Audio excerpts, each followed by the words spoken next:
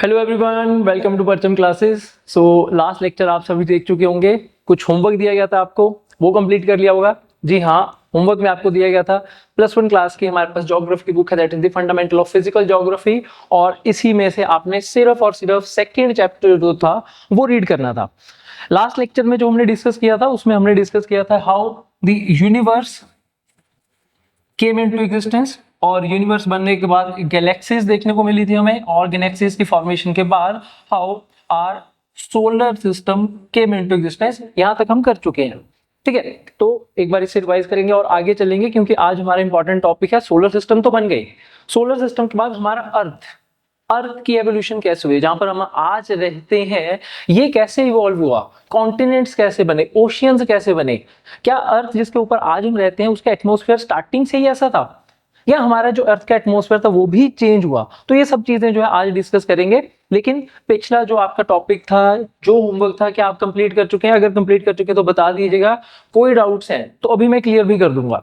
ठीक है, चलो पहले एक बार लास्ट क्लास थोड़ी सी रिवाइज करते हैं, कुछ डाउट्स आपके क्लियर करते हैं और आगे बढ़ते हैं। और एक छोटी सी इंफॉर्मेशन आप सभी स्टूडेंट्स के लिए, अगर आप यूपीएससी, स्टेट पीसीएस या किसी भी एग्जाम की तैयारी कर रहे हैं, ये जो यूट्यूब पर सेशंस हैं ये आपके चलते रहेंगे। लेकिन इनके अलावा बाकी सब्जेक्ट्स की एनसीईआरटीज को कवर करने के लिए आप सबसे बड़ी प्रॉब्लम जो स्टूडेंट्स के साथ रहती है वो ये रहती है कि नोट्स कहाँ से मिलेंगे। तो कहीं पर कंसाइज नोट्स मिलें, और कहीं पर ये पूरे के पूरे सिलेबस जो है, हिस्ट्री, ज्योग्राफी, इकोनॉमिक्स, पॉलिटी, ये सब एनसीईआरटीज कवर हो पाए।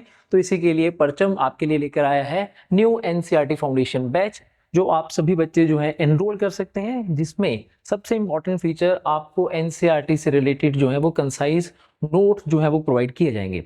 डेली बेसिस के ऊपर आपकी ऑलमोस्ट 4 आवर्स की लाइव सेशंस होंगे, लाइव क्लासेस होंगी, जिसमें आप अपने डाउट्स पूछ सकते हैं। अब देखिए, यूट्यूब है, यूट्यूब पर आप अपने कमेंट्स लिखेंगे और फिर हम उसका रिप्लाई कर देते हैं। लेकिन लाइव सेशंस में ऐसा नहीं होगा। लाइव सेशन में आप अपने डाउट्स पूछ सकते हैं, वो लाइव डाउट सेशन में ही, वहीं पे आपकी क्लास में ही डाउट्स जो है वो सॉल्व भी किए जाएंगे। क्लियर? तो ये आप एनसीईआरटी से रिलेटेड हमारा न्यू फाउंडेशन बैच जो सिर्फ और सिर्फ 499 रुपीज में है, इसे अवेल कर सकते हैं, क्योंकि अभी रिसेंटली हमने लॉन्च किया है तो 499 में। आगे जाके फ्यूचर में इसके प्राइजेस जो है वो इंक्रीज जरूर किए जाएंगे। डन। तो और इसमें मिलेगा कि आपको सभी के सभी जो है कवरेज मिलेगी सिलेबस की।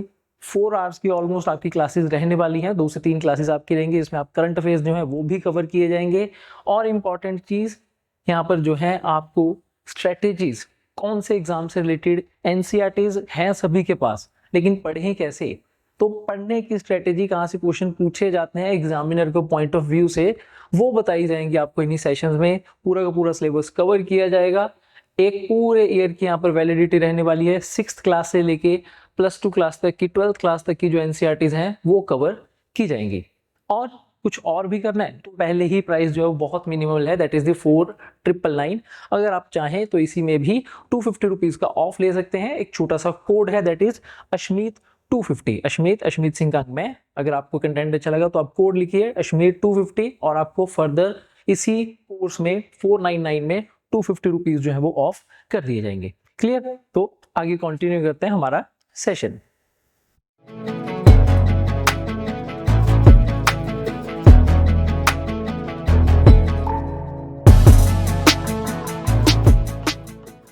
तो लास्ट क्लास हमने स्टार्ट की थी with the big bang theory. सब कुछ जो शुरू हुआ एवोल्यूशन ऑफ, या आप कह सकते हैं ओरिजिन ऑफ यूनिवर्स, वो एक थ्योरी के ऊपर है, and that is the big bang theory. Big bang theory से पहले क्या था? तो पहले एक एलिमेंट था, आप कह सकते हैं एक एटम था, जिसे बोला जाता है सिंगुलैरिटी। और इस सिंगुलैरिटी का कितना मास था, कितनी एनर्जी थी, किसी को अभी तक कुछ भी नहीं पता। बस ये पता कि एक सिंगुलैरिटी थी, और आफ्टर द एक्सप्लोजन हमें देखने को मिला टाइम स्टार्ट हुआ, स्पेस फॉर्मेशन हुई, मास आया, एनर्जी आई। क्लियर? कुछ इंटरेस्टिंग चीजें आपसे डिस्कस करते हैं। So big bang theory, last class में हमने डिस्कस किया था बिग बैंग थ्योरी। और ये बिग बैंग थ्योरी जो थी ये स्टार्ट हुई थी 13.7 बिलियन ईयर एगो। 13.7 बिलियन ईयर एगो एक एक्सप्लोजन हुई, और उस एक्सप्लोजन के बाद शुरू हो चुका है टाइम, ये हमें पता था। टाइम, और कुछ 3 मिनट्स के बाद जो है हमें मैटर देखने को मिला था, मास जो है उसकी एग्जिस्टेंस देखने को मिली थी। इतना हम लास्ट क्लास में कर चुके हैं। तो अगर मैं यहां से कुछ चीजें डिराइव करूं, 13.7 बिलियन ईयर अगो एक्सप्लोजन हुआ, एक्सप्लोजन से ही टाइम स्टार्ट हो चुका है, उसी एक्सप्लोजन से ही लाइट हमें देखने को मिली, लाइट केम इनटू एग्जिस्टेंस। तो हमारा जितना भी यूनिवर्स है वो कितना होना चाहिए? आप सोचोगे कि सर 13.7 बिलियन ईयर अगो एक एक्सप्लोजन हुआ था, उस एक्सप्लोजन से स्पेस क्रिएट हुआ, टाइम तो हमारा अभी तक 13.7 बिलियन ईयर अगो ही चल रहा है, टाइम को इतना टाइम ही हुआ है, ठीक है, इतना टाइम पीरियड हो चुका है बिग बैंग को, लेकिन उस टाइम पीरियड में जो स्पेस क्रिएट हुई ये कितनी हुई, ये आपके माइंड में आना चाहिए।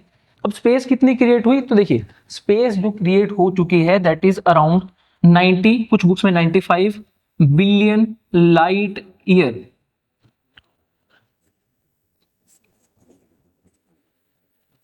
Ninety 95 billion light year space create हो चुकी है। मींस समझ नहीं आया होगा अभी आपको, मैं बताता हूं। 13.7 ईयर्स पहले, बिलियन ईयर्स पहले एक्सप्लोजन हुआ, वहां से टाइम शुरू हुआ, उस एक्सप्लोजन से स्पेस क्रिएट हुई, लेकिन वो स्पेस टाइम से ज्यादा क्रिएट हो गई, क्योंकि हमारा टाइम जो है अभी 13.7 है, लेकिन जो स्पेस क्रिएट हुई वो 1995 बिलियन लाइट ईयर्स क्रिएट हो गई। दैट मीन्स जब ये एक्सप्लोजन हुई ना, तो स्टार्टिंग में एक्सप्लोजन बहुत तेज हुई, बहुत फास्ट स्पीड पर हुई। कितनी फास्ट स्पीड पर हुई, तो स्टार्टिंग में जब स्पेस क्रिएट हुई ये स्पीड ऑफ लाइट से भी ज्यादा थी, स्पीड ऑफ लाइट से भी ज्यादा स्पीड के ऊपर हमारी स्पेस क्रिएट हुई। दैट मीन्स अभी अगर हम देखेंगे यहाँ पे ना एक टर्म आ जाती है, एक लाइन आती है, that initially space that was created was faster, but slowly slowly जो स्पेस की एक्सपेंड होने की आप कह सकते हैं स्पीड है वो स्लो होती गई। तो आप सोचोगे कि सर एक टाइम पीरियड पर जाके क्या स्पेस एक्सपेंड होना बंद हो जाएगी? यस, ये भी पॉसिबल है। लेकिन अगर हम यहां पर हैं दैट इज 13 पॉइंट पे और स्पेस क्रिएट हो चुकी है 90 पे, हम बहुत पीछे चल रहे हैं,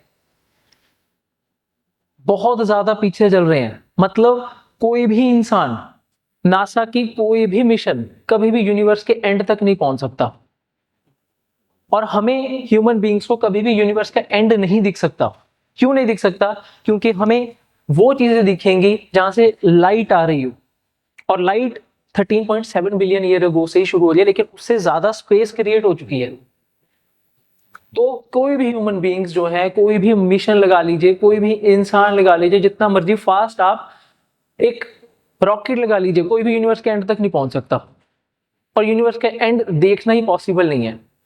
बट यूनिवर्स जो है स्टार्टिंग में जल्दी एक्सपेंड किया, स्पेस जल्दी क्रिएट हुई, स्लोली स्लोली स्लोली जो है ये स्लो होता गया होता गया होता गया। मैं यूनिवर्स की बात कर रहा हूं जो एग्जाम में आप गलती करेंगे। अगर आपसे क्वेश्चन में पूछा जाएगा according to big bang theory universe और गैलेक्सी दोनों में से एक्सपेंड कौन कर रहा है, तो याद रखिएगा according to big bang theory universe expand कर रहा है, गैलेक्सीज एक्सपेंड नहीं करती। जैसे हमारी गैलेक्सी है दैट इज द मिल्की वे, ये मिल्की वे गैलेक्सी एक्सपेंड नहीं कर रही, यूनिवर्स एक्सपेंड कर रहा है। तो आपने एनसीईआरटी अगर अच्छी तरह से पढ़ी होगी ना, तो एनसीईआरटी में आपने देखा होगा कि एक बैलून जो है उसका एग्जांपल दिया जाता है बिग बैंग थ्योरी में, कि बैलून जो है अभी उसे आपने उसमें हवा नहीं भरी है तो उसके ऊपर छोटे छोटे डॉट्स लगा दीजिए, और अब आपने क्या करना है उस बैलून में हवा फिल करनी है, तो ये डॉट्स जो है अगेन दूर दूर होते जाएंगे, दूर दूर होते जाएंगे, इनके बीच में डिस्टेंस इंक्रीज होता जाएगा। तो ये हमारा जो है यूनिवर्स जो है एक्सपेंड कर रहा है, स्पेस क्रिएट हो रही है। लेकिन वो जो डॉट्स लगाए थे ना, वो डॉट का साइज उतना ही रहेगा, वो डॉट्स जो है वो हमारे गैलेक्सी हैं, ये एक्सपेंड नहीं कर रहे, गैलेक्सीज उतनी रहने वाली है। यूनिवर्स एक्सपेंड करता जा रहा है, एक्सपेंड करता जा रहा है, इतना एक्सपेंड कर चुका है कि हम एंड तक यूनिवर्स के देख ही नहीं सकते। डन। चलिए, तो यूनिवर्स की एक्सपेंशन, यूनिवर्स की क्रिएशन हमें पता चली बाय बिग बैंग थ्योरी। अब आते हैं आगे, that is the supernova explosion. तो सुपरनोवा एक्सप्लोजन क्या था? बिग बैंग के बाद गैलेक्सीज बनी, गैलेक्सीज में अलग अलग स्टार्स बने। तब तक एक स्टार को आप सुपरनोवा नहीं बोल सकते जब तक उसकी वैल्यू जो है उसका size 1.44 times that of the sun ना हो। सन से 1.44 टाइम्स अगर बड़ा कोई स्टार होगा तो उसे हम, वो जब वो डाई करेगा, एक्सप्लोड करेगा, तो उसे हम बोलते हैं सुपरनोवा एक्सप्लोजन। अब ये वाला जो पॉइंट है आपके एनसीईआरटी में नहीं लिखा हुआ, आप पढ़ोगे एनसीईआरटी बोलोगे सर कहीं पे सुपरनोवा एक्सप्लोजन की बात ही नहीं की गई, तो ये कुछ वैल्यू एडिशन है। तो सुपरनोवा एक्सप्लोजन की वजह से हमें देखने को मिला हमारा सोलर सिस्टम सुपरनोवा एक्सप्लोजन की वजह से एक बहुत बड़े स्टार जिसकी अब लाइफ खत्म हो चुकी थी, तो उसने जब एक्सप्लोड किया तो उसकी वजह से जो फोर्स क्रिएट हुई तो उससे हमें देखने को मिला गैलेक्सीज में सबसे पहले सन बना और उसके बाद बाकी प्लैनेट्स देखने को मिले। ठीक है, तो सुपरनोवा एक्सप्लोजन की वजह से सोलर सिस्टम बना। सोलर सिस्टम में सबसे पहले हमारा सन फॉर्मेशन होगी। अगर सन की फॉर्मेशन की हम बात करेंगे तो सन फॉर्म होगा according to NCERT's 4.6 billion year एगो।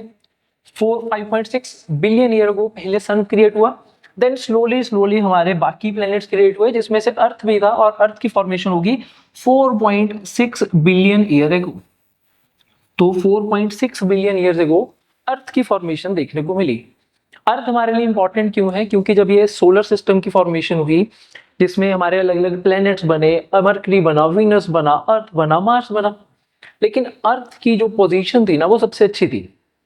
सबसे अच्छी क्यों थी? Because earth lies in Goldilocks zone. Earth है गोल्डीलॉक्स जोन में। गोल्डीलॉक्स जोन मींस ना ही हम सूरज के बहुत ज्यादा करीब हैं, ना ही हम सन से बहुत ज्यादा फार अवे हैं। तो ज्यादा अगर पास में होंगे तो प्रॉब्लम है, तो प्रॉब्लम है, दूर होंगे तो प्रॉब्लम है।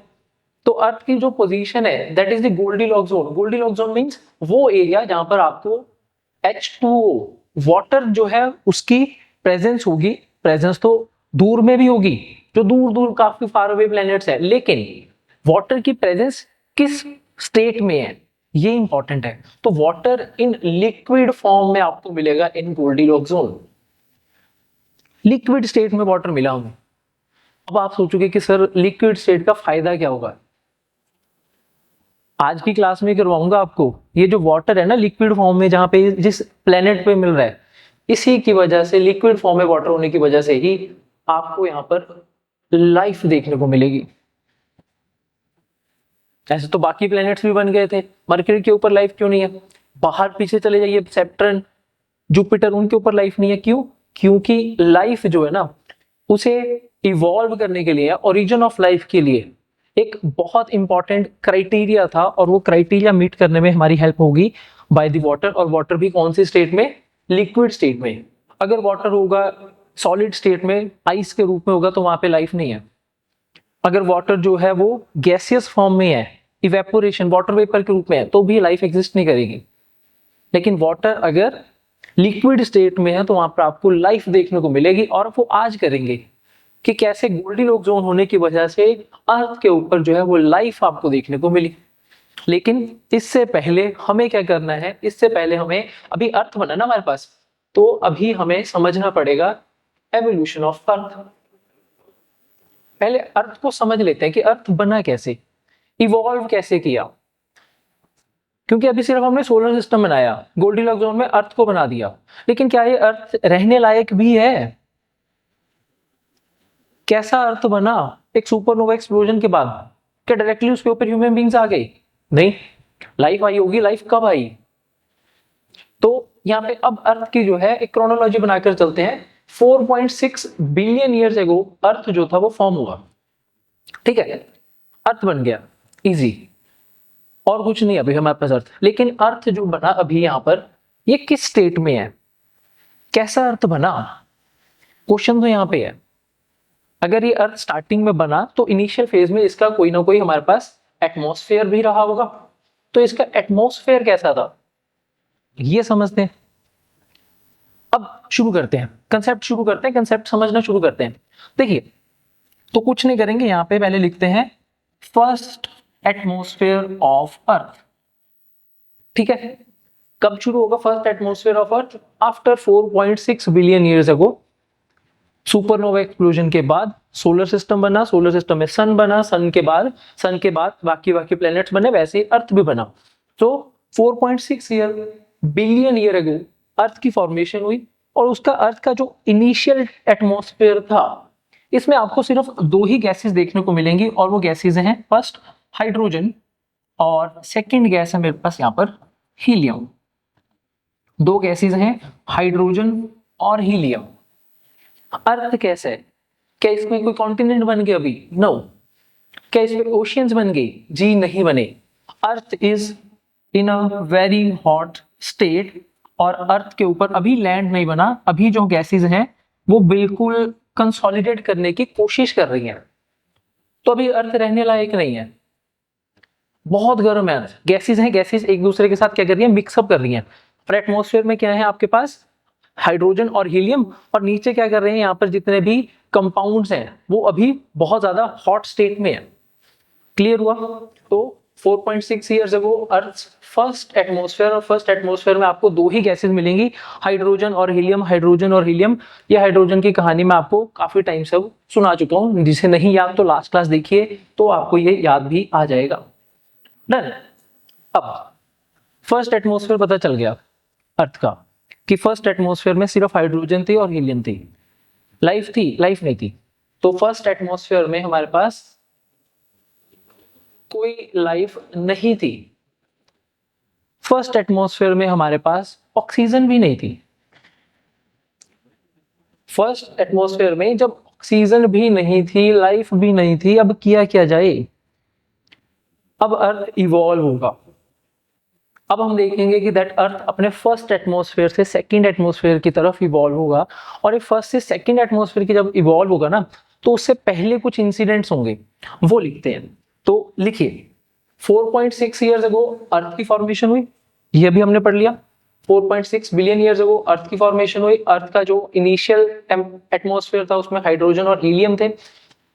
अब एक अर्थ के साथ और इंपॉर्टेंट जो है वो एक फिनोमिना होगा, और सिर्फ 4.4 बिलियन ईयर एगो, मींस 0.2 बिलियन ईयर्स बाद अर्थ बन चुका है। अर्थ बनने के 0.2 बिलियन ईयर्स के बाद अर्थ के साथ कुछ प्रॉब्लम होने वाली है। प्रॉब्लम हुई क्या? तो इस प्रॉब्लम को हम बोलते हैं, इस फिनोमिना को हम बोलते हैं that is a giant impact. है क्या जायंट इंपैक्ट? अर्थ बन चुके हैं, बहुत अभी हॉट स्टेट में है अर्थ, तभी अर्थ के साथ एक मार्स जैसा प्लेनेट, मैं मार्स नहीं बोल रहा, मार्स जैसा प्लेनेट जो है वो कोलाइड करेगा।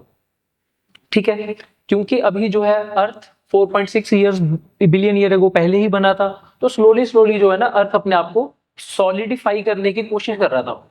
मींस जो मॉल्टन स्टेट में है, सब कुछ लावा स्टेट में है, वो अपने आप को सॉलिडिफाई करने की कोशिश कर रहे हैं। लावा जो है अपने आप को कूल डाउन करने की कोशिश कर रहा है, अर्थ जो अपना टेम्परेचर कम करने की कोशिश कर रहा था।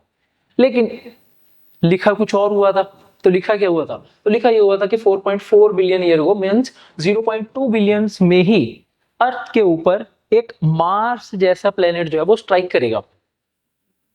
जब दोनों की, अर्थ की और ये मार्स लाइक, मैं मार्स नहीं बोल रहा, मार्स लाइक, आप भी एग्जाम में मार्स लाइक ही लिखेंगे, मार्स नहीं है, मार्स लाइक प्लेनेट जब अर्थ के साथ कोलाइड करेगा ना, तो हम देखते हैं 4.4 बिलियन ईयर अगो इस फिनोमिना को बोला जाता है जायंट इंपैक्ट। दो बड़े बड़े ऑब्जेक्ट जो आपस में कोलाइड किए, इसे बोल रहे हैं हम जायंट इंपैक्ट। और इस जायंट इंपैक्ट की वजह से हमें देखने को मिलेगा फॉर्मेशन ऑफ मून। लो जी, बन गया सभी का चंदा मामा।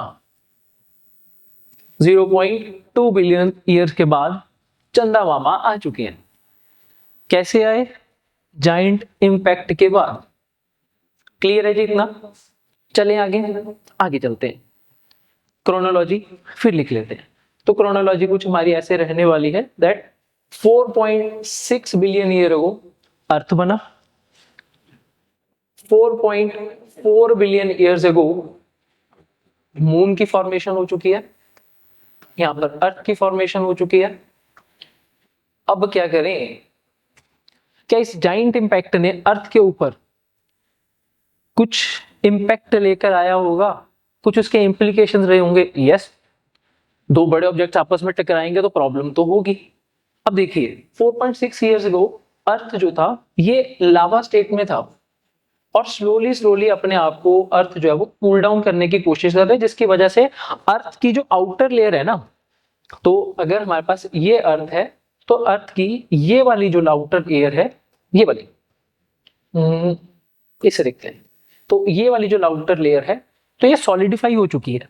ठीक है, तो ये जो अर्थ की आउटर लेयर है ये सॉलिडिफाई होगी, लेकिन जब जाइंट इंपैक्ट हुआ, दो बड़े ऑब्जेक्ट्स आपस में कोलाइड किए, जिसकी वजह से अर्थ जो कूल डाउन हो रहा था उसी के सरफेस के ऊपर हमें क्या मिलेगा, ये जो सॉलिडिफिकेशन है ये वापस से कैंसल आउट हुई और अर्थ का वापस जो सरफेस है वो कैसा पहुंच गया, वापस अर्थ का सरफेस पहुंच गया लावा स्टेट में। कुछ मत कीजिए, आप सभी ने चोको लावा आइसक्रीम खाई है, चोको लावा केक खाया होगा, तो उसमें होता क्या चोको लावा केक में, तो एक आपके पास क्या होगा, यहाँ पर हमारे पास चोको लावा केक में एक केक होगा जिसे आपने स्पून के साथ क्या करना है, थोड़ा सा कट करना है और अंदर से लावा जो है फ्लो करने लग जाएगा, चॉकलेट जो है मॉल्टन चॉकलेट वो फ्लो करने लग जाता है। तो अर्थ के साथ भी सेम बना, बेचारे अर्थ ने 0.2 बिलियन ईयर में अपने आप को कूल डाउन करके अपनी एक बाहर की जो लेयर थी उसे सॉलिडिफाई करने की कोशिश की, कोई आकर उसमें टकराया और वापिस से सारा का सारा अर्थ जो है लावा स्टेट में चला गया। बट हमें अच्छा ये मिल गया कि इसकी वजह से हमारे पास यहाँ पर जाइंट इम्पैक्ट की वजह से मून की फॉर्मेशन होगी, हमारे अर्थ का नेचुरल सैटेलाइट बन गया, जिसे आगे जाके आप जैसे स्टूडेंट्स बच्चे छोटे छोटे जो हो चंदा मामा के रूप में याद करेंगे। बनाना पोएम्स आराम से बैठ के, पता थोड़ी है कि कैसे बना, जाइंट इम्पैक्ट से बना और इसकी वजह से अर्थ का जो सरफेस जो कूल डाउन हो रहा था वो वापस से लावा स्टेट में चला गया। डन। आगे अब आ जाओ वापस एटमॉस्फेयर में। तो फर्स्ट एटमॉस्फेयर जो था अर्थ का उसमें था ज्यादा से ज्यादा मैक्सिमम सिर्फ हाइड्रोजन और हीलियम ही था।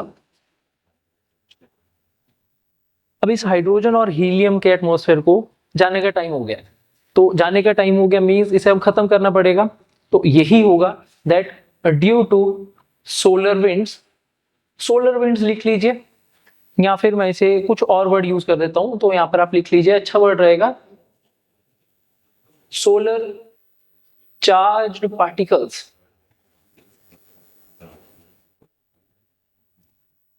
तो हमारे सोलर सिस्टम में सोलर विंड्स या फिर सोलर चार्ज पार्टिकल्स जो हैं उन्होंने अर्थ का जो फर्स्ट एटमॉस्फेयर था उसे कंप्लीटली खत्म कर दिया।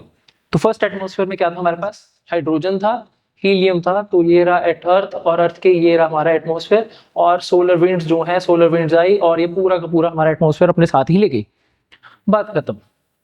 अब टाइम पीरियड आ चुका है सेकेंड एटमॉस्फेयर का, ठीक है। तो अगर आपसे क्वेश्चन पूछ लेंगे कि फर्स्ट एटमॉस्फेयर में ऑक्सीजन थी, नहीं थी, फर्स्ट एटमॉस्फेयर में कार्बन डाइऑक्साइड थी, नहीं थी, फर्स्ट एटमॉस्फेयर में सिर्फ हाइड्रोजन और हीलियम ही थी। आगे चलते हैं, अब आया हमारा टाइम पीरियड अर्थ के सेकंड एटमॉस्फेयर का। सेकंड एटमॉस्फेयर में और जो हमारा जाइंट इम्पैक्ट था इसके बीच वाले टाइम पीरियड को समझिए जरा। जाइंट इम्पैक्ट की वजह से जो हमारा अर्थ था वो वापस से लावा फॉर्म में आ गया, मॉल्टन फॉर्म में आ गया। मैं लावा लिख रहा हूँ, लावा मत लिखिएगा, यहाँ पे मॉल्टन फॉर्म लिख लीजिए, ठीक है। तो मॉल्टन फॉर्म में आ गया, जो ऊपर की क्रस्ट थी वो क्या हो गई, सॉलिडिफाई नहीं थी, वो वापस मॉल्टन स्टेट में आ गई, लावा बन गई। इसी टाइम पीरियड में आप देखेंगे जाइंट इम्पैक्ट के बाद हम देखते हैं कि काफी ज्यादा अर्थ के ऊपर आपको वॉल्केनिक इरप्शंस देखने को मिली, वॉल्केनिक इरप्शंस देखने को मिली, और ये वॉल्केनिक इरप्शंस की वजह से हमारा अर्थ का सेकंड एटमॉस्फेयर बना। फर्स्ट एटमॉस्फेयर में हाइड्रोजन और हीलियम, जाइंट इम्पैक्ट हुआ, जाइंट इम्पैक्ट की वजह से मॉल्टन स्टेट में आ गया, मॉल्टन स्टेट की वजह से वॉल्केनिक इरप्शंस हुई। वॉल्केनिक इरप्शंस कहां कहां पे होंगी आगे मैं करवाऊंगा, आपको टेंशन मत लेना, ठीक है। अभी सिर्फ क्रोनोलॉजी याद रखो। वॉल्केनिक इरप्शंस हुई, इन वॉल्केनिक इरप्शंस की वजह से हमारा सेकंड एटमॉस्फेयर जो है वो बना। अब ये सेकंड एटमॉस्फेयर में वॉल्केनिक इरप्शंस की वजह से जो जो गैसेस आएंगी वो देखने को मिलेंगी। तो लिखिए, वॉल्केनिक इरप्शन में हमारे पास सबसे पहले जो सबसे ज्यादा आपको गैसेस देखने को मिलेंगी, लिखिए कौन कौन सी गैसेस हैं। तो CO2, कार्बन डाइऑक्साइड, इन वॉल्केनिक इरप्शंस की वजह से गैसेस जो इमिट हो रही हैं, carbon dioxide, second methane, third number के ऊपर लिखिए अमोनिया, फोर्थ नंबर के ऊपर लिखिए सल्फर, फिफ्थ नंबर के ऊपर लिखिए स्टीम, और स्टीम को हाईलाइट कर लीजिएगा जरा, वाटर वेपर नहीं लिखा मैंने स्टीम लिखा है, ठीक है। Carbon dioxide, ammonia, sulphur, methane, steam. तो ये हैं गैसेस जो हमारे सेकंड एटमॉस्फेयर में आपको देखने को मिलेंगी। कैसा था सेकंड एटमॉस्फेयर? तो सेकंड एटमॉस्फेयर की अगर मैं आपको बात करूं तो ये सभी की सभी जो गैसेस हैं इन्हें हम बोल सकते हैं कि that they are poisonous gases. जहरीली गैसेस हैं, पॉइजनस गैसेस हैं सेकंड एटमॉस्फेयर में। सेकंड एटमॉस्फेयर में कार्बन डाइऑक्साइड है, मीथेन है, अमोनिया है, सल्फर है, स्टीम है और इसके साथ लिख लीजिए नाइट्रोजन डाइऑक्साइड भी है। ठीक है, तो 6 हमारे पास बन गई गैसेस जो सेकंड एटमॉस्फेयर का पार्ट है, फर्स्ट का पार्ट नहीं है। कहीं पे भी यहाँ पे आपको हाइड्रोजन नहीं मिलेगी, कहीं पे आपको हीलियम नहीं मिलेगी। और बड़ा बड़ा कॉपी में आप लिख लेना कि सेकंड एटमॉस्फेयर में भी ऑक्सीजन नहीं है, ऑक्सीजन इज एब्सेंट। ऑक्सीजन है ही नहीं सेकेंड एटमॉस्फेयर में, सिर्फ हमारे पास carbon dioxide, ammonia, methane, sulphur, nitrogen dioxide and steam. अब आप पूछोगे सर स्टीम क्यों लिखा, वाटर वेपर क्यों नहीं लिख रहे आप? प्रॉब्लम है ना सर, स्टीम मतलब वाटर वेपर क्यों नहीं? तो देखिए दोनों के बीच में डिफरेंस है। मैंने यहाँ पे स्टीम लिखा, स्टीम क्यों लिखा? स्टीम इसीलिए लिखा, स्टीम इसे मैं वाटर वेपर भी लिख लेता, but steam is water vapour eight boiling temperature. जहां पे स्टीम लिखोगे ना वहां लिख लेना steam is water vapour eight boiling temperature.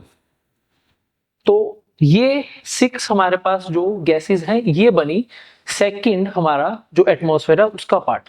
Oxygen नहीं है, ऑक्सीजन कहीं पर भी ऑक्सीजन नहीं है। डन, चलिए आगे चलते हैं। अब ये स्टीम जो कि वाटर वेपर है एट द बॉइलिंग टेम्परेचर, इसी से ही अब कुछ चीजें शुरू भी होंगी। तो देखते हैं, क्योंकि मैंने इसे अलग ही क्यों लिखवाया, स्टार क्यों लिखवाया, समझिएगा।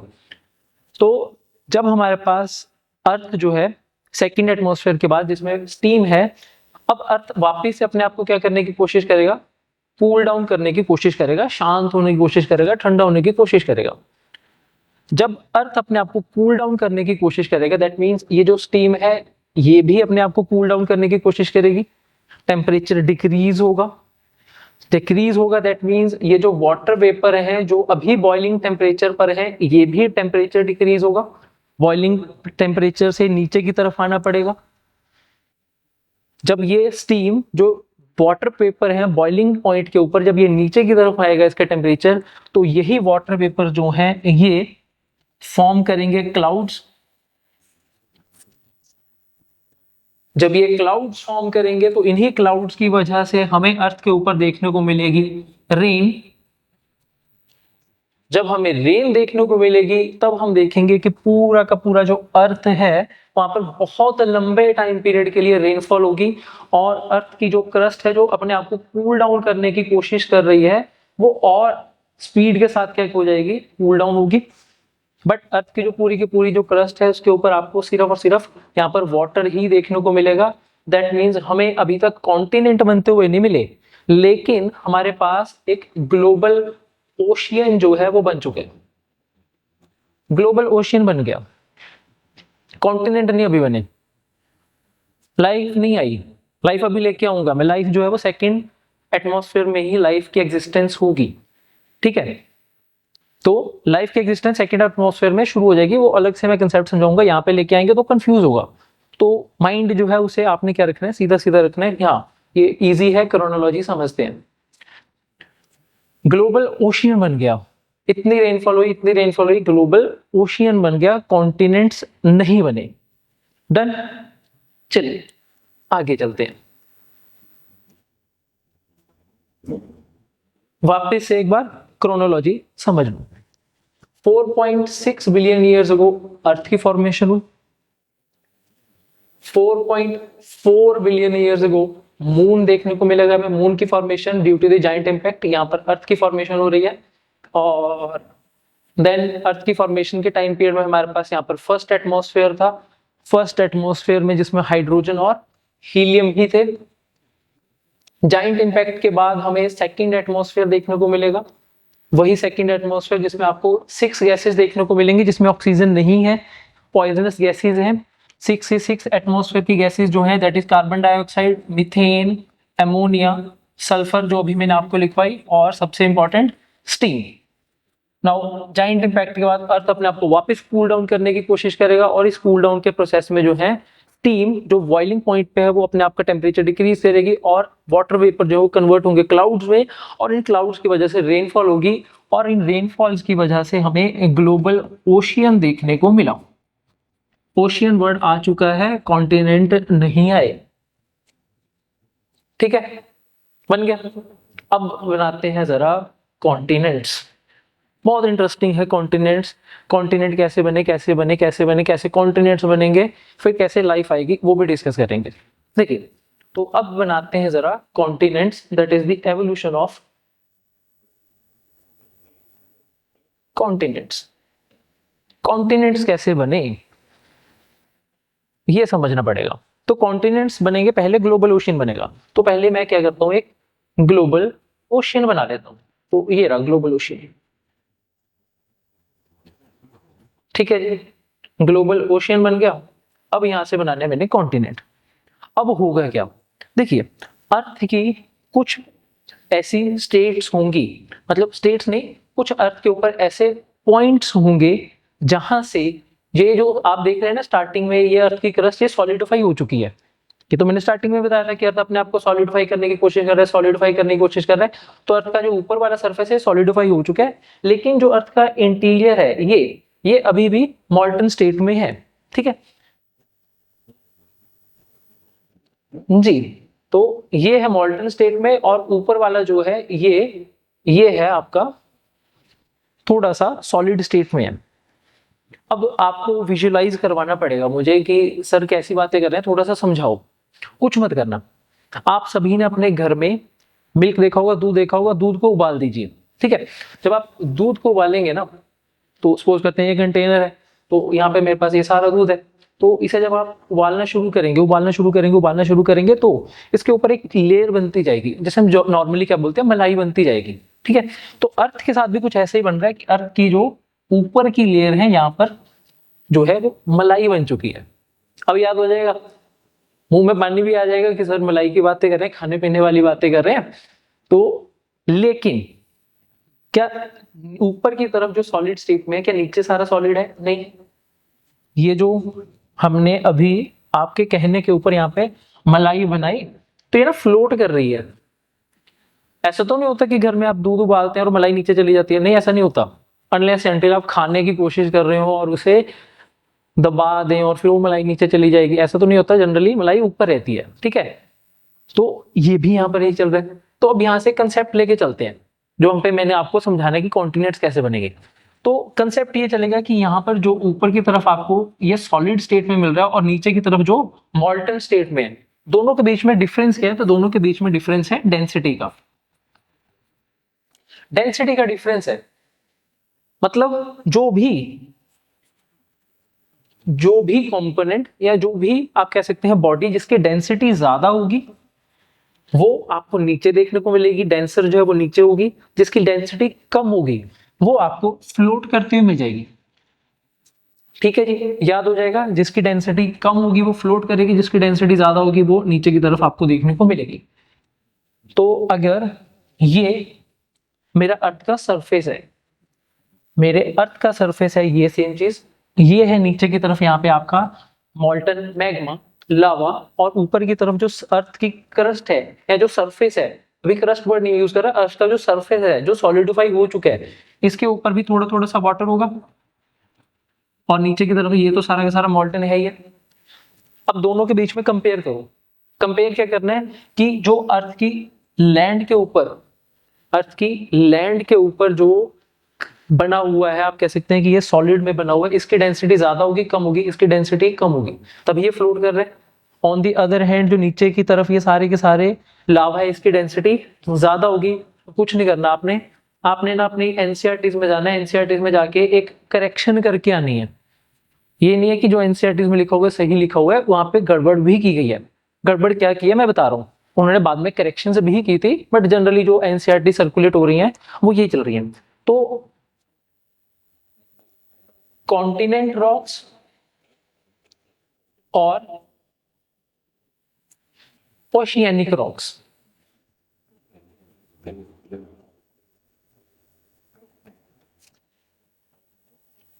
कॉन्टिनेंट रॉक्स और ओशियानिक रॉक्स। अब ये ओशियंस बने थे, ओशियंस के नीचे वाला जो पूरा का पूरा ये ओशियंस बने थे यहाँ पे, और ये जो है यहाँ पे क्या मिलेगा हमें, ओशियानिक रॉक्स मिलेंगे, ठीक है। तो ओशियानिक रॉक्स जो है इनकी डेंसिटी ज्यादा होगी या कम होगी? ओशियानिक रॉक्स की डेंसिटी है ज्यादा, तो ओशियानिक रॉक्स की डेंसिटी है 3 ग्राम्स पर सेंटीमीटर क्यूब।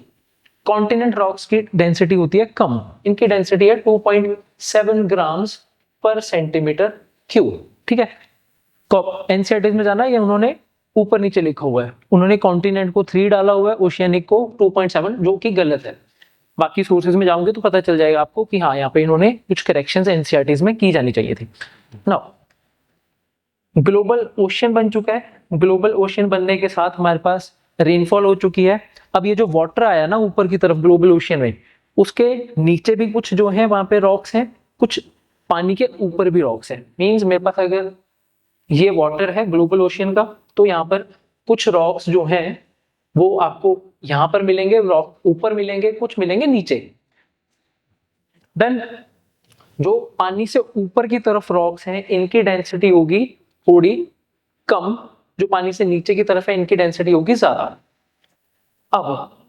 अब क्या किया जाए? कॉन्टिनेंट्स बनाने हैं, तो कॉन्टिनेंट्स बनाने के लिए अगेन एग्जाम्पल के साथ चलेंगे, ठीक है। तो एग्जाम्पल के साथ चलेंगे क्योंकि यहाँ पे अब क्या होने वाली है, यहाँ पर ये जो ओशन की लैंड है, ये जो ओशन की लैंड है इसमें आपको क्रैक्स देखने को मिलेंगी। यहाँ से क्रैक्स की वजह से अगेन वॉल्केनिक इरप्शन होगी। अब वॉल्केनिक इरप्शन होगी जिसकी वजह से कॉन्टिनेंट्स बनेंगे, लेकिन आप बोल जाएंगे कि सर ये बने कैसे? तो कुछ नहीं करते, एग्जाम्पल के साथ चलते हैं, बहुत ईजी एग्जाम्पल के साथ। सपोज कीजिए कि आपके पास क्या है, एक लड्डू है, खाते हैं सभी लड्डू, ठीक है। तो उस लड्डू को आपने एक पानी के गिलास में, चलो पानी अच्छा नहीं लगेगा, आप क्या करना है, दूध में डाल देना। पूरे के पूरे लड्डू को उठा के दूध में डाल दो। अब लड्डू में क्या क्या चीजें होंगी? तो हो सकता है कि लड्डू को बनाते टाइम पीरियड में उसमें आपने यूज किया हो, घी यूज किया हो, ठीक है। जो भी सॉलिड पार्टिकल्स हैं वो यूज किए गए होंगे, कुछ आपने ड्राई फ्रूट्स डाले होंगे, क्लियर। तो जब आप जो है इस लड्डू को दूध में डाल देंगे तो स्लोली स्लोली लड्डू क्या करेगा, अपने आप को खुलना शुरू करेगा। जो जो इसके कंपोनेंट्स वो लूज आउट होना शुरू होंगे। तो जो भी कंपोनेंट्स सॉलिड स्टेट में है, सॉलिड स्टेट में है, ड्राई फ्रूट्स हैं, वो क्या करेंगे, दूध के गिलास में नीचे की तरफ बैठ जाएंगे, यही होगा। बट जो घी है, अगर देसी घी से बनाया होगा तो देसी घी, डालडा से बनाया होगा डालडा, लेकिन वो जो घी है वो क्या करेगा, वो दूध के ऊपर आ जाएगा। क्लियर हुआ? दैट मीन्स इनकी जब लड्डू था तो लड्डू को जब मैंने अलग अलग कंपोनेंट्स में डिवाइड किया तो जिनकी डेंसिटी ज्यादा थी वो नीचे सिंक कर गए, जिनकी डेंसिटी कम थी वो ऊपर फ्लोट करने लग गए, यही बना। अब आ जाओ इस साइड पर, तो ये है मेरे पास अर्थ, और ये सॉरी अर्थ में नीचे की तरफ मेरी ओशियन रॉक्स हैं। ओशियन क्योंकि ग्लोबल ओशियन बन चुका था, ओशियंस के नीचे की तरफ जो थी वो क्रस्ट बन चुकी थी, क्रस्ट नहीं थी, थोड़ा सा सॉलिडिफाई हो चुका था। अब क्या होगा, यहाँ पर ना आपको वॉल्केनिक इरप्शंस देखने को मिलेंगे। अर्थ के कुछ ऐसे रीजन्स होंगे जहां पर जो है आपको वॉल्केनिक इरप्शंस देखने को मिलेंगे, ठीक है। वो मैं आगे प्लेट्स के साथ जब प्लेट टेक्टोनिक थ्योरी करेंगे तब बताऊंगा कि कहां कहां पर ये चीजें होंगी। तो बस इतना भी याद रखिए कि अर्थ के कुछ ऐसे एरियाज होंगे जहां पर फ्रैक्चर देखने को मिलेंगे। जब फ्रैक्चर्स देखने को मिलेंगे दैट मींस नीचे की तरफ से यहां से जो है वो मैग्मा फ्लो करेगा। अब जब ये मैग्मा फ्लो करेगा तो मैग्मा को आपने याद करना है एज ए लड्डू।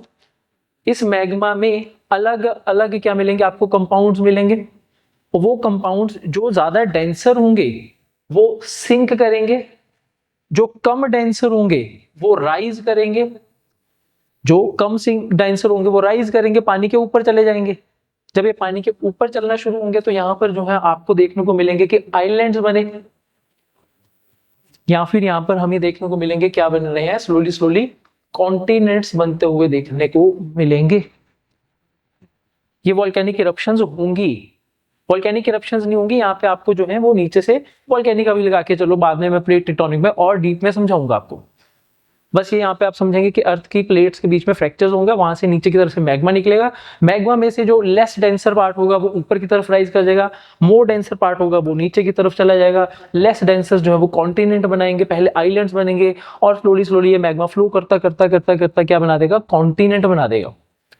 तो ऐसे हमारे पास कॉन्टिनेंट्स बने, ठीक है। तो अब जो है अर्थ हमारा स्ट्रक्चर कैसा बनेगा अर्थ का, तो अर्थ का अब कुछ स्ट्रक्चर्स कुछ इस तरीके से बनेगा। ये रहा हमारा अर्थ, ठीक है। कलर चेंज करते हैं, रुकिए, तो कलर चेंज करके देखते हैं। ये रहा अर्थ, अर्थ के ऊपर हमारे पास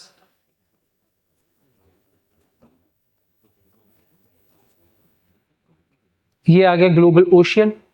ग्लोबल ओशियन के बाद हमारे पास अब बनने शुरू होंगे कॉन्टिनेंट्स। तो कॉन्टिनेंट्स कुछ रीजन्स में जहां पर ये फ्रैक्चर्स देखने को मिलेंगे, वहां से लेस डेंसर पार्ट जो है वाटर के ऊपर फ्लोट करेगा। तो यहां पर अब ये वाटर से ऊपर है और ये फ्लोट कर रहे हैं, और ये क्या बनेंगे, ये बनेंगे हमारे कॉन्टिनेंट्स। कॉन्टिनेंट रॉक्स जो हैं इनकी डेंसिटी कम होगी, ओशियन रॉक्स जो हैं इनकी डेंसिटी ज्यादा होगी। ओशियन रॉक्स वो लड्डू का सॉलिड पार्ट, कॉन्टिनेंट रॉक्स वही लड्डू का घी। क्लियर। तो ऐसे करते हुए हमारे कॉन्टिनेंट्स बने, हमारे ओशियंस बने, सेकंड एटमॉस्फेयर आ गया, फर्स्ट एटमॉस्फेयर जा चुका है। लेकिन क्वेश्चन बचा क्या अभी तक, क्वेश्चन ये बचा कि सर इतना कुछ तो आपने कर दिया, लेकिन अभी तक आपने ये नहीं बताया कि क्या हमारे अर्थ के ऊपर लाइफ आ चुकी है या नहीं। ये सब सेकंड एटमॉस्फेयर के टाइम पीरियड में हो रहा है। कॉन्टिनेंट्स बन रहे हैं, जब कॉन्टिनेंट्स बन रहे हैं सेकंड एटमॉस्फेयर के टाइम पीरियड में, सेकंड एटमॉस्फेयर के टाइम पीरियड में ही हम देखेंगे लाइफ आएगी। कैसे बताइए। चलो एक सिंपल कंसेप्ट लेके चलते हैं। आप सभी ने कमेंट सेक्शन में बताना कि लाइफ है क्या। मैं लाइफ वाला कंसेप्ट अगली वीडियो में आपके साथ डिस्कस करूंगा, बट ये जरूर बताइए कि लाइफ है क्या। कोई फिलोसफिकल बातें मत करने लग जाना, कोई रोना धोना मत शुरू कर देना कि सर लाइफ बहुत खराब है, लाइफ ऐसे है, लाइफ वैसे है, बहुत पढ़ना पड़ता है, लाइफ में बहुत स्ट्रगल है। नहीं, लाइफ है क्या, पहले लाइफ बतानी है आपने, ठीक है। लाइफ है क्या, जब आप लाइफ बता देंगे तो मेरा नेक्स्ट जो क्वेश्चन होगा that is what is the smallest unit of, what is the smallest unit of life. Smallest unit of life क्या है, स्मॉलेस्ट यूनिट ऑफ लाइफ है एक cell. Smallest unit of life is a cell. तो मतलब मुझे second atmosphere में कहीं ना कहीं सेल फॉर्मेशन करनी पड़ेगी अब, क्योंकि ये जो सेल्स हैं ये सेल्स ही तो मिलके बनाते हैं टिश्यू, और ये टिश्यूज जो हैं यही तो मिलके बनाते हैं ऑर्गन्स, और ये ऑर्गन्स ही तो मिलके बनाते हैं ऑर्गेनिजम्स। तो मुझे जल्दी से जल्दी एक सेल बनाना है, और ये सेकेंड एटमॉस्फेयर में एक सेल बनेगा भी, और वो बनेगा कहां पर, मतलब मेरा क्वेश्चन है कि ये लाइफ कहां पे एग्जिस्ट करती है। तो लाइफ जिस एरिया में एग्जिस्ट करती है उसे क्या बोला जाता है, तो उसे और कुछ नहीं, उसे बोला जाता है बायोस्फीयर। जहां पर लाइफ एग्जिस्ट करेगी वो है बायोस्फीयर, ठीक है।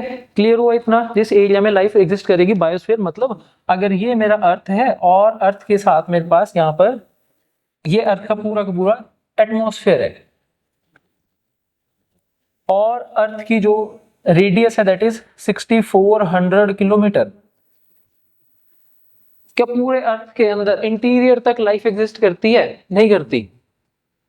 क्या अर्थ के बिल्कुल आउटर एटमॉस्फेयर तक लाइफ एग्जिस्ट करती है, नहीं करती। सिर्फ ये छोटा सा पार्ट रहता है, मींस 6400 किलोमीटर छोड़ दो, यहाँ पे लाइफ कहीं पे अंदर इंटीरियर में एग्जिस्ट ही नहीं करती। सिर्फ 30 to 40 किलोमीटर का एरिया जहां पर लाइफ एग्जिस्ट करेगी, और उसी को हम बोलते हैं बायोस्फीयर। बायोस्फीयर होता है क्या, तो बायोस्फीयर कुछ नहीं, आप जब गूगल के ऊपर सर्च करोगे ना बायोस्फीयर, तो वहां पे लिखा है बायोस्फीयर। वहां पे बायोस्फीयर में एक साइड पर एटमॉस्फेयर है, एक साइड पर लिथोस्फीयर है, और एक साइड पर हाइड्रोस्फीयर है। तीनों क्या जो है वो क्या मिलेगा आपको, कॉन्फ्लुएंस देखने को मिलेगा, और वहां पे आपको लाइफ एग्जिस्ट करते हुए मिलेगी। वो करेंगे नेक्स्ट क्लास में।